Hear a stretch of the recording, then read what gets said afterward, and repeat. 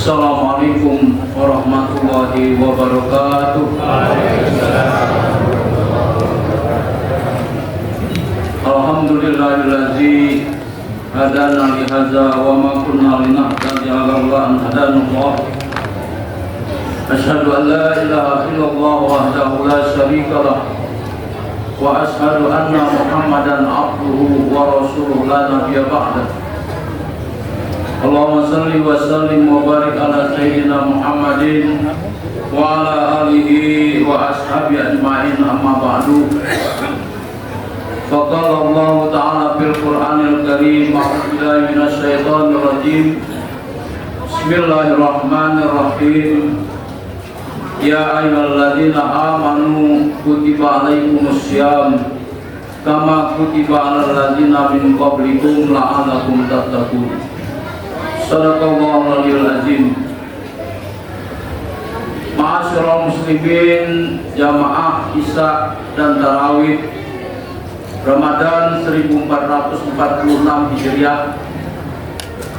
Marilah kita memanjatkan puji dan syukur kehadirat Ilahi Rabbi atas segala nikmat dan karunia-Nya, terutama nikmat iman dan Islam, juga nikmat kesehatan, sehingga kita dapat melaksanakan sholat Isya berjamaah dan juga sholat tarawih di masjid yang kita cintai malam yang keempat. Mudah-mudahan langkah kita, niat kita, dan ibadah kita diterima oleh Allah Subhanahu wa Ta'ala. Amin.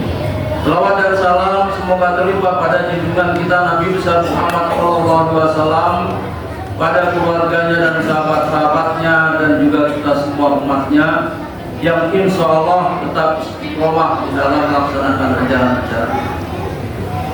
Hadirin jamaah sekalian, dalam satu hadis Rasulullah mengatakan, laisa syamu minal akli wasyurbi, inna masyamu minal lagwi warrofas. Bukanlah atau tidaklah puasa itu sekedar menahan makan dan minum, tapi sesungguhnya puasa tidak lain adalah menahan dari kesia-siaan dan keserelokan. Rawahu Ahmad. Dalam arti bahwa puasa yang kita laksanakan bukan cuma dituntut oleh Allah untuk tidak makan, tidak minum, dan tidak bercampur suami istri pada siang hari, tapi puasa sesungguhnya adalah bagaimana kita mempuasakan seluruh kehidupan kita, seluruh anggota tubuh kita, untuk menjadi orang-orang yang bertakwa. Karena itu ma'asyiral muslimin rahimakumullah, Imam Ghazali di dalam Ihya Ulumuddin mungkin kita sering mendengar ada 3 sifat orang yang berpuasa, atau 3 karakter manusia yang berpuasa, kata Imam Ghazali. Yang pertama adalah puasanya orang awam, puasanya orang kebanyakan, yang hanya didasari oleh kewajibannya, sehingga dia cuma tidak makan dan tidak minum serta melakukan hubungan suami istri. Sementara yang lain dia tidak pernah puasakan, mulutnya tidak dia puasakan, matanya tidak dia puasakan, anggota tubuh lainnya tidak dia puasakan, sehingga puasa yang dia laksanakan selama 1 bulan tidak punya nilai dan arti di sisi Allah Subhanahu wa Ta'ala. Yang kedua, ma'asyiral muslimin rahimakumullah, puasa orang-orang yang khusus.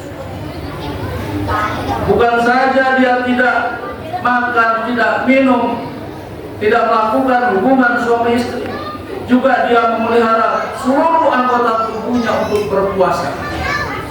Dia melihara bagaimana mulutnya untuk tidak sembarangan ngomong. Dia memelihara bagaimana matanya tidak jelalatan kemana-mana. Dia pelihara bagaimana langkahnya, tangannya dan lain sebagainya, sehingga nilai puasanya demikian tinggi. Yang ketiga adalah puasanya khusus bil khusus, di atas yang kedua. Yang ini agak sulit rasanya untuk kita ikuti. Kenapa? Karena puasa yang ketiga biasanya dilakukan oleh para wali, para nabi-nabi dan nabi. Jangankan menurut ahli tasawuf, jangankan orang ini ketika dia berpuasa ingat makan, ingat minum, ingat aja itu dianggap sudah membatalkan puasanya. Jangankan makan minum, ingat aja ya, kayak kita ini kalau sudah jam 3 atau jam 4 ngeburit nyari makanan di pasar untuk buka. Nah, orang-orang yang khusus bil khusus, kalau sudah demikian itu karena itu sudah membatalkan puasa. Jadi karena itu ma'asyiral muslimin, marilah kita coba untuk apa? Melakukan langkah-langkah menuju kesempurnaan puasa. Inilah tema yang saya. Jadi memelihara langkah-langkah kita menuju puasa yang sempurna, bukan sekedar puasa-puasaan. Ya. Apa langkah-langkahnya itu ma'asyiral muslimin rahimakumullah? Yang pertama adalah menundukkan pandangan dari hal-hal yang diharamkan Allah. Jadi kita puasa bukan sekedar lapar dan haus, tapi bagaimana kita memelihara pandangan kita untuk tidak melakukan maksiat. Bagaimana Rasulullah mengatakan an-nazratu sahmun min sihab iblis ma'smumatun baman tarakaha min khawfillah asabahu jalla azza imanan yajidu halawatahu fi qalbihi, rawahu al-Hakim. Yang artinya pandangan adalah salah satu anak panah beracun di antara anak panah setan. Jadi pandangan kita, kata Rasulullah, adalah anak panah beracun yang yang diberikan oleh iblis kepada kita. Dengan pandangan-pandangan inilah yang akhirnya merusak kehidupan puasa kita. Barang siapa meninggalkannya karena takut kepada Allah, maka ia telah diberi Allah keimanan yang mendapatkan kelezatannya di dalam hati. Jadi orang yang puasa dengan memelihara pandangannya dari hal-hal yang merusak puasanya, maka dia akan mendapatkan kelezatan di dalam keimanan. Yang kedua, ma'asyiral muslimin rahimakumullah, adalah menjaga lisan dari perkataan yang diharamkan. Apa menjaga lisan? Dari ghibah, dari bohong, dari dusta yang biasanya sering kita lakukan. Ya, baik laki-laki maupun perempuan, yang biasanya kalau ghibah sering dituduhkan kepada perempuan, dan ternyata laki-laki juga sering begitu. Ngobrol-ngobrol paling 5 menit benernya. Ya, kata orang Betawi, paling 5 menit benernya. Kesononya udah menyimpang dari pembicaraan yang pokok. Ghibahnya, ya, dustanya dan lain sebagainya.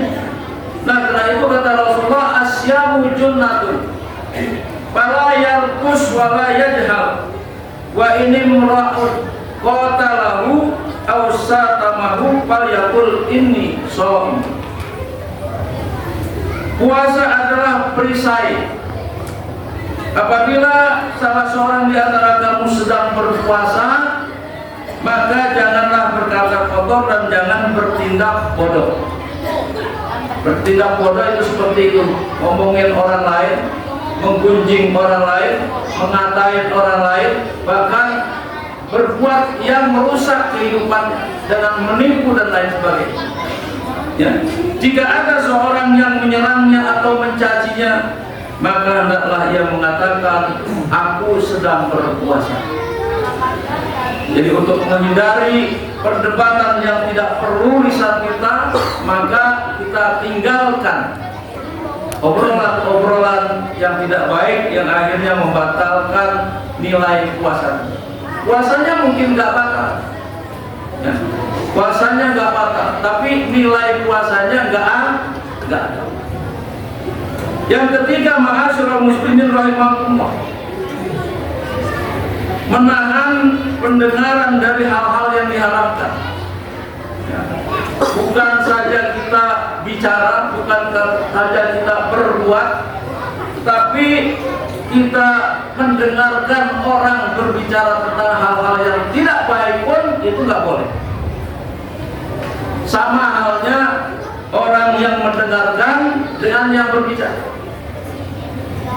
Di dalam surat Al-Maidah ayat 42 Allah mengatakan, a'udzubillahi minasyaitonir rajim, sama'una lil kadhibi akaluna lisut. Mereka itu adalah orang-orang yang suka mendengar berita-berita bohong dan banyak memakan yang haram. Ya, jadi kita menggunjing saudara kita, menggunjing kerabat kita, tetangga kita, sama dengan kita memakan apa? Daging busuk, daging saudara. Jadi karena itu dianggap haram. Nah, yang terakhir, ma'asyiral muslimin rahimakumullah, adalah menahan anggota badan dari berbagai dosa. Ya.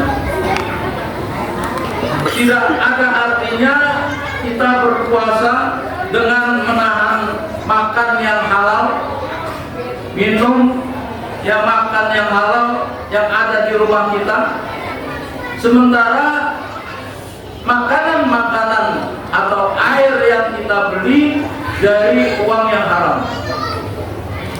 Ya, jadi kita makan yang halal, barang yang halal, tapi kita dapatkannya dari uang yang haram.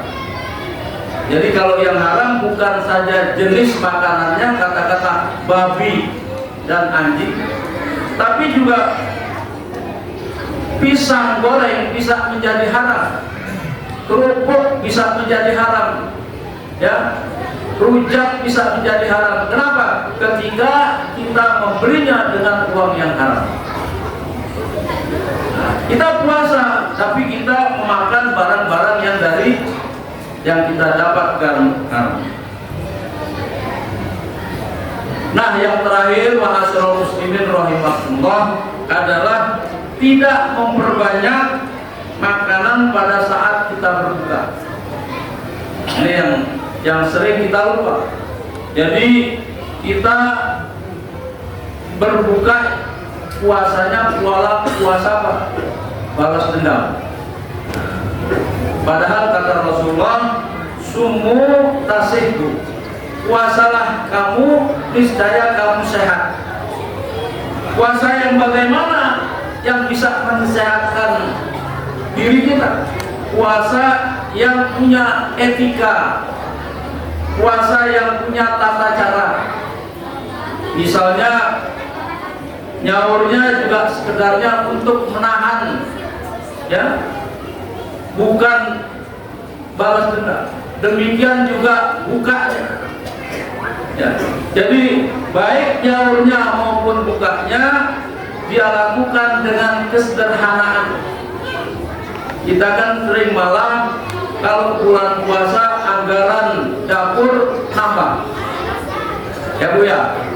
Biasanya anggaran dapur katakanlah satu hari 50.000, kalau puasa bisa menjadi 100.000. Karena yang biasa nggak ada diada-adakan. Yang biasanya nggak ada kolak. Yang biasanya nggak ada timun suri, ada timun suri, dan lain sebagainya. Ya, jadi kita memperbanyak nafsu kita, mengikuti hawa nafsu kita di dalam puasa.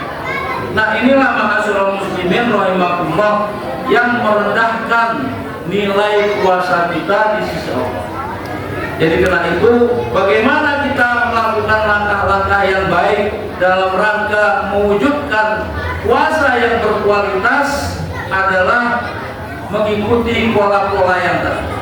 Kita menjaga pembicaraan kita menjaga mata kita, menjaga kehidupan kita, dan bahkan kita menjaga makanan untuk berpuasa dan lain sebagainya. Inilah ma'asyiral muslimin rahimakumullah. Karena dibatasi waktu juga, mohon maaf.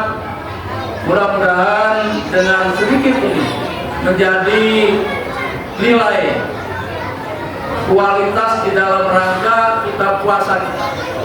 Karena itu saya sampaikan pada awal-awal hal-hal ini supaya apa? Supaya yang tersisa puasa kita ini bisa kita masukkan konsep kehidupan puasa itu sesuai itu. Tapi kalau kita tidak diingatkan, mungkin puasa kita menjadi lupa, ya, seperti tahun-tahun yang lalu. Karena itu kita harus introspeksi apa yang sudah kita lakukan pada puasa yang lalu. Yang baiknya harus kita tingkatkan, yang tidak baiknya harus kita tinggal. Demikianlah bapak-bapak dan ibu-ibu sekalian, mudah-mudahan bermakna untuk kita semua. Marilah kita akhiri. Subhanakallahumma wa bihamdika asyhadu an la ilaha illa anta astaghfiruka wa atubu ilaik. Wassalamualaikum warahmatullahi wabarakatuh.